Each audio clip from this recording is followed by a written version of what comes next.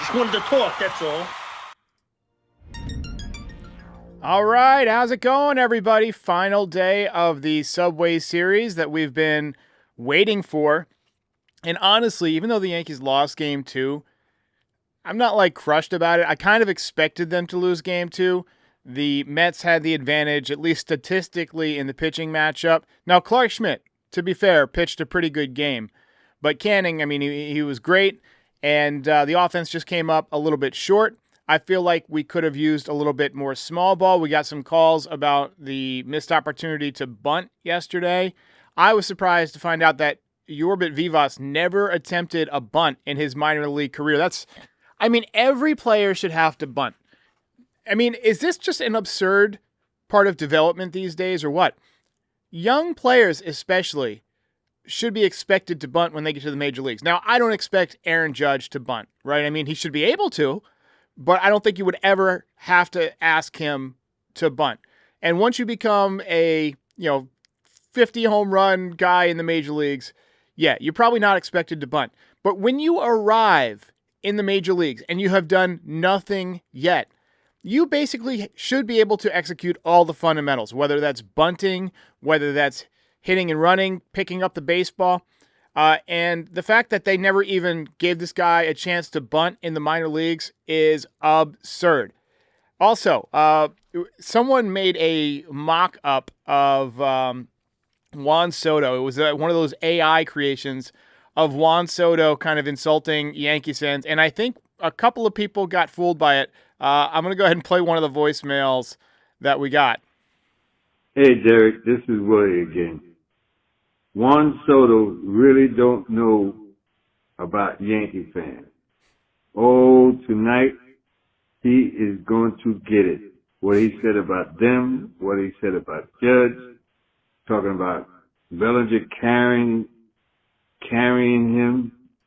So if you go and search for the Juan Sodto comments, because I saw a few calls about this, or heard a few calls about this, and so I searched it, and it's by a channel called Dangerous AI, which should tell you something, that it's AI generated. Now, deep fake would be one of the words that you've heard if you're unfamiliar with this.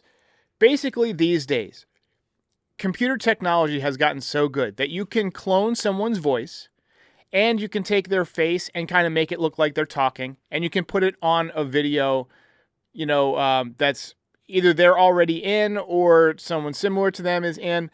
In this case, they took one of Juan Soto's conversations after a game with a reporter, and they put a remix of his audio, and it was basically insulting Aaron Judge and all this stuff and saying, oh, he's not clutch, he was 0 for 5, yada, yada, yada. It's fake. It's fake. Porched. You got porched. Listen, technology is going to do this to people, especially the folks who are maybe a little bit in the older generation and are unfamiliar with some of the capabilities that exist out there. But this is something you really got to watch for, and I'm being serious. There's a lot of misinformation out there. There's a lot of rage bait. People are using technology for nefarious reasons. AI is going to do a lot of great things. It's going to help out with medicine. It's going to help out with making our jobs easier, hopefully. But it's also going to lead to a lot of this type of stuff, this type of confusion. So, Willie, check your sources on that. It was definitely fake. Yo, what's up, Derek? Matt out here in California. Oh, man, I think you mentioned it before, but I wonder why they're not giving Ben Rice reps at third. It kills me when he's out of the lineup, especially on these games where we need that clutch hit. And then we got, Peraza and Vivas, at the bottom end. That kills me. LeMahieu's looking good at second, so let's get Rice in there and have a pretty solid infield. And so here's the thing. He doesn't play third base. There is this old adage in baseball that if you can play first base, you can play third base, or if you can play third base, you can play first base. Because they're basically mirror images of each other in terms of how the ball gets to you, right? I mean, they're both kind of like hot corners. The third base hot corner, it gets more action because there's more right-handed hitters in baseball. And look, he should be able to pick it fine if you put it at third base, but there's a lot of other things other than just catching the ball, right? There's bunt defense. There's, positional backups. There's, throwing. There's turning double plays, all this stuff. And if he hasn't played it and he hasn't practiced it, you can't expect him to be good at it. And it will cost you games. So right now, what they're planning to do is they are going to basically use Ben Rice as the DH / backup first baseman / maybe second catcher, third catcher / pinch hitter. And that's what's going to happen. My stream deck is messing up here, but he's going to get at bats. He's not going to get as many as I'm sure he would like or at a consistent position, but that's just the position that we are in as a team. But I agree with you. He needs to be in the lineup, especially on days like yesterday where you need a win. You got a right-handed pitcher on the mound. You got Tyler here. Hey, Derek. It's Tyler calling from Connecticut. It's about DJ LeMahieu, man. Something different about his swing this year. It looked like yesterday he was catching up the fastball. The high fastball wasn't getting blown by. I was wondering if you can do a little bit of a breakdown maybe. It almost looked like last year his hands were moving a little bit too much. They weren't still before he was hitting, and that's probably a little bit of a disconnection now. I'm assuming he worked on it in the offseason because if you look at it this year, his hands are still. I could be tripping. Maybe I didn't do a big enough sample size of studying, but that's just what it looks like. Let me know what you think. Thanks. So love your show. We can go ahead and take a look at that. Let's just go ahead and pull up DJ LeMahieu's Baseball Savant page. And I don't know that they'll have his hits from this year registered on here yet, but we'll double check. But I mean, it makes sense. Less hand movement, maybe like having his hands positioned a little bit better can, maybe help him get to the ball a little bit better. So here's what we're going to do. We're going to pull up a hit from yesterday or from a couple nights ago. And I don't have anything from last year available. It doesn't look like on here, but we can maybe find something on Baseball Savant, Baseball Theater maybe. All right, let's do a little breakdown. So it would make sense that he made some adjustments because he's been awful the last couple of years, but whatever the tiny mechanical things he has to do don't really matter to me. I just want him to hit the ball hard. We're going to take a look at last year. I'm going to go back about 6 pages here. So I'm on this website called Baseball Theater. Okay, so here's something from August 2024. I've got on here, they're going to have sound. Oh, come on, hang on just a second. I should have practiced this, but let's go ahead and look at this one from this year. How's that? So his hands are definitely behind his head. I see the same kind of waggle. He doesn't look like his knees are bent quite as much as they used to be. But most importantly, I think what you see right here, watch his feet. Watch his feet. He really turns on that back foot. I mean, he really explodes with the lower half. Now let's go ahead and find something from last year. Now this is, it makes you watch commercials. And if you change the tab, the commercial stops. So we're not going to get a copyright strike over DJ LeMahieu. I'm sorry. So basically, yeah, it appears like his legs are a little bit more under him this year. So whatever it is, I just hope he keeps it going. I keep saying this guy is not a good manager, man. He can't manage, man. What happened to Bunsen? Get the runner over. It will be 3-2. Weaver will come in the ninth, and it's over, man. I don't understand. Yeah, Boone had a tough day yesterday. We got a question here from Richard C. Says, what was DJ's exit velocity last year? So last year, it was 88.5. And this year, so far, in basically 7 batted balls, it's 93.2. So it's up. This would be the highest of his career. Let's go ahead and dig through this. But yeah, tough day for Boone. So this is last year, 88.5 mile an hour exit velocity. Year before that, it was 89.6. Year before that, 89.2. Going back to 2020 when he won the batting title, it was 91.3. So far, again, very, very few batted balls, just 7 batted balls, and he's hit 14% of them on the barrel. He's got an exit velocity of 93. Now, that is way too small of a sample size to get too excited about. But look, if he's healthy and hitting the ball hard, he's an asset, right? We all thought he was done. He looked done the last 2 years to me, last year especially. But if he's back, like I said yesterday, that changes the calculus.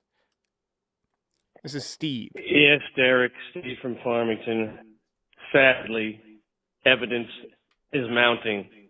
Judge cannot handle pressure. Just a bit outside. He hit a game-winning home run 4 days ago.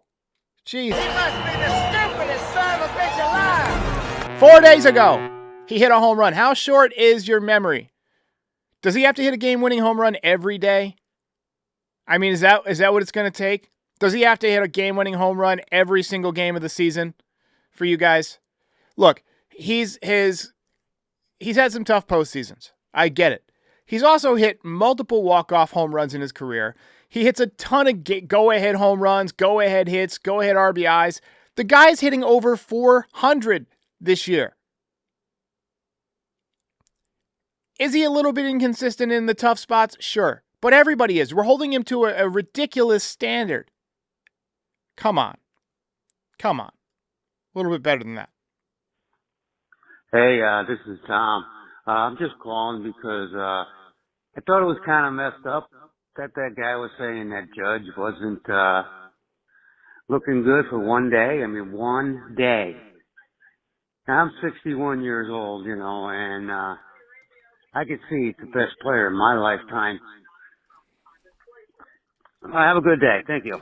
Appreciate the call, man. He is the best I've seen. I mean, there's no doubt about it. Hitting .402 so far this year in 205 plate appearances. 174 at-bats, 15 home runs. 330 home runs already for Aaron Judge.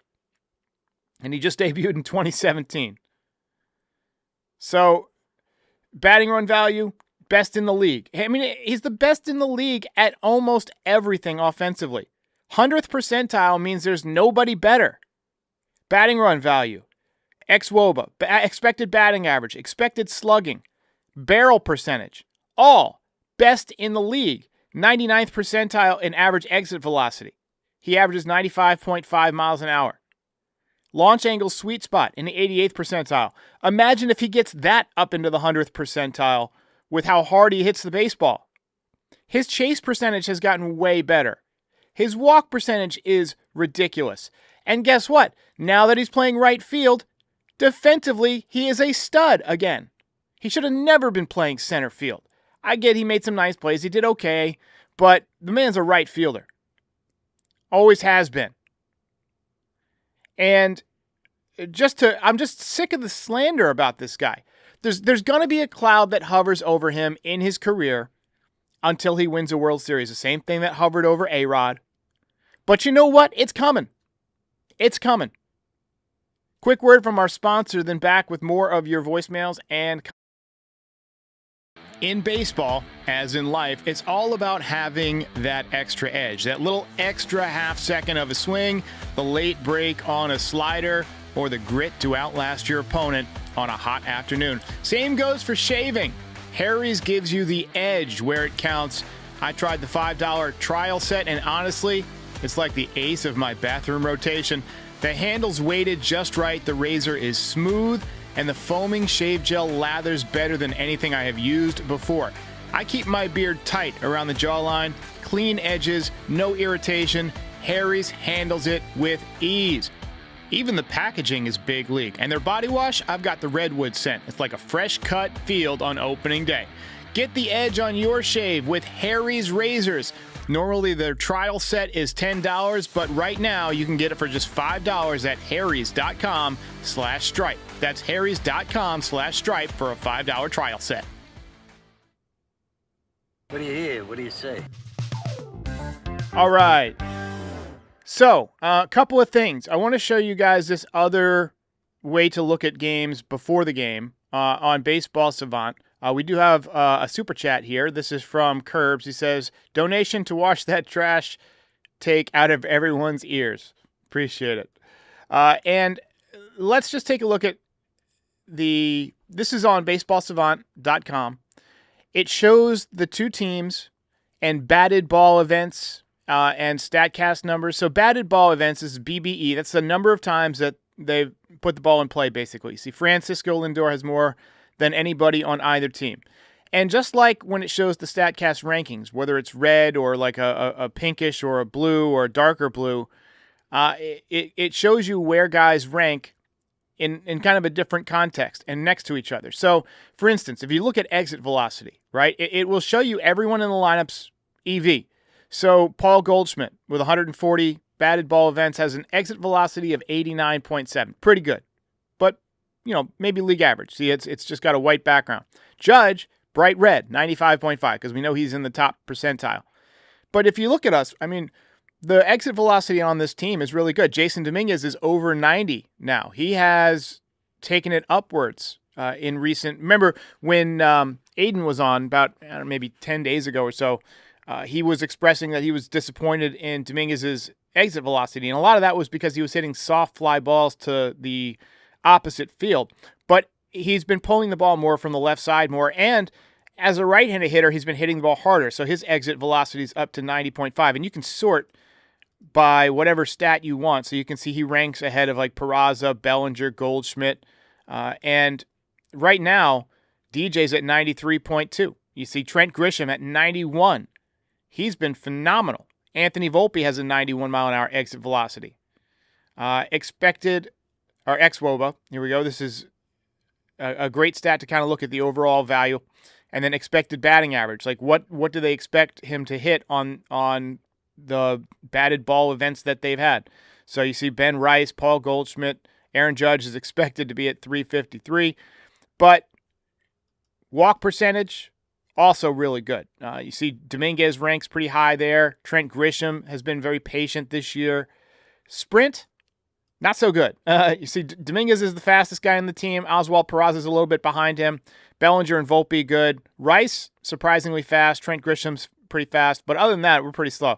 Judge, Goldschmidt, Reyes, Vivas. Does Reyes do anything well? I mean, can somebody answer me that question? Does Reyes do anything at all well? And then DJ, he hasn't even sprinted yet. They just basically say, well, he's just jogging.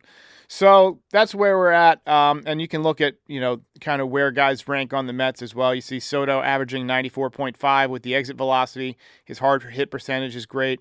So that's just a fun way to look at the game. Anyway, Frank Cloud pointing out that Bregman has a 950 OPS for the Red Sox, somebody that the Yankees were looking at but decided against. We got Frank from California. Hey, Derek. Great show. Frank from California here. I couldn't imagine. Yesterday was, even though it was a loss, it was beautiful because the Yankees were defensively awesome. And, there's a big difference. You could tell these people's heads are in the games. Like, God, we all root for DJ, I hope. And DJ's head's in the game. Paul Goldschmidt's head is in the game. 100%. These guys make great decisions because they are paying attention 100%. We had some breaks in the past. Let's not go down the list, but we could start with, Verdugo maybe, Glaber. Then we had even Sodto. Even we've had a lot of bad base runners over the year. I mean, Clint Frazier was awful. I mean, I remember Aaron Hicks getting thrown out more than his share. Anthony Rizzo was a dog shit base runner. It's good to see that we have some actual smart base runners on the team this year. Dominguez has been incredible. Not only is he fast, but he makes typically good decisions. Here's Marvin. Hey, Derek. This is Marvin from Columbus, Ohio. Love the show, brother. Wanted to ask for your thoughts on us trading for Devers, man. I've been hearing reading some articles about them being interested in Devers.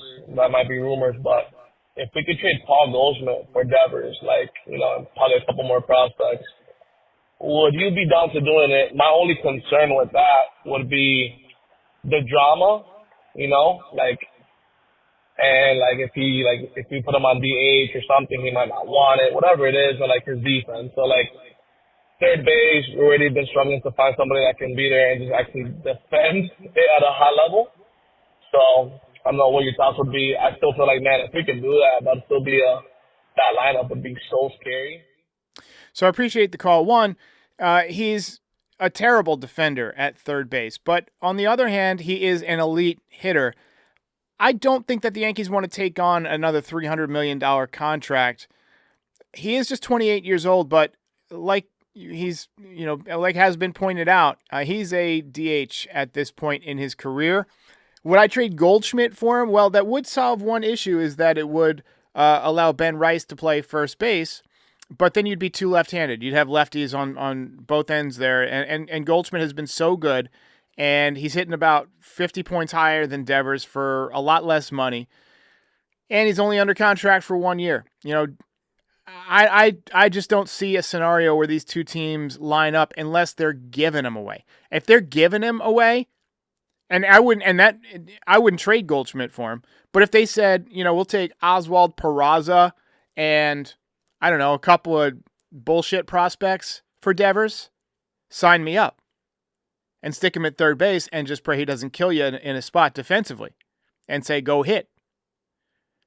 But I can't envision that scenario. He hits so well that somebody will want him. Somebody will make that deal. But I don't think it's going to be the Yankees. Derek in Ohio. Derek in Ohio. Hey, listen, I'm so glad to hear you talk about the Vivas bunt situation earlier in the game. First and second, no outs. Vivas should bunt. Everybody in the stadium was waiting for it. Didn't happen. And yes, we would have had the third run because of Rice's fly ball to left. So glad that you're bringing that up. And just another Aaron Boone harebrained decision. This is why I don't like him, and I would assume thousands of other Yankee fans don't like him. Yeah, he's quite unpopular, and it is stuff like this. There have been so many opportunities this season to pinch hit for guys like Escara or other, to go to a better bat that's available on the bench, or to bunt and move a runner, or play small ball. And for some reason, the Yankees just don't do that. And I don't know if it's the binder, the analytics. The iPad now has kind of replaced the binder for Aaron Boone, but I've never been a big Boone fan. I don't think he's a horrible manager. I think he gets too comfortable and just I think he's too much of a baseball fan to be a manager, because he's in there watching the game, and I don't think he's actually, pulling the strings actively as a manager. He's kind of just letting things unfold when we're sitting here screaming at our TV, going like, why is he not bunting? Why is Dominguez not stealing? Like, as a manager, you've got to be actively engaged. And I feel like he's always just there just kind of watching, and I feel like the thing he's most engaged about is the pitcher batter struggle, the strike zone. And he, to his credit, he does defend his guys there, but I feel like there's a lot of regular baseball stuff that just gets missed. All right, ladies and gentlemen, I will be back after the game tonight. We have a nationally televised game on ESPN, Sunday Night Baseball. Max Fried on the mound. I wouldn't expect to see Dominguez in there today against the left-handed pitcher Peterson for the Mets. We'll see how it shakes out, but I'm looking forward to taking 2 out of 3. But even if we don't, still, first 2 games have been pretty fun, and it's been good for the fan base, but I think we will win Game 3. And I think Max Fried is going to show up and shove tonight. So we will catch up on everything after the game. Feel free to call in. We'll do more voicemails in the postgame, obviously.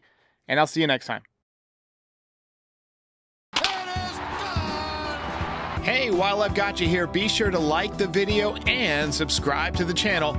Pinstripe Territory is the official Yankees podcast of the Foul Territory Network. We are home to the #1 most watched MLB postgame show on YouTube since 2021. We're here after every Yankees game and for reactions to all the best news and rumors during the offseason.